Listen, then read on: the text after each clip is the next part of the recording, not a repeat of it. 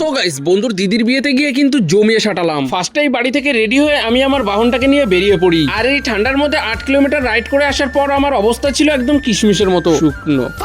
তাই শুভর সাথে দেখা হতেই বাইক রাইডের কারোবারটা ওকে দিয়ে দিই। তারপর বাইকটা গ্যারেজে রেখে আমাদের প্রিয় বনগাঁ স্টেশন থেকে ট্রেনে উঠে পড়ি। দেন এই শীতের কনকনে হাওয়া খেতে খেতে চলে আসি গোবরডাঙ্গাতে। আর এখানে এসে কিছু দুষ্কৃতীদের সাথে দেখা হয়ে যায়, যারা আমাকে দেখতে পেয়ে আমার রহস্যকরময় প্যান্টটাকে নিয়ে সমালোচনা শুরু করে দিয়েছিল।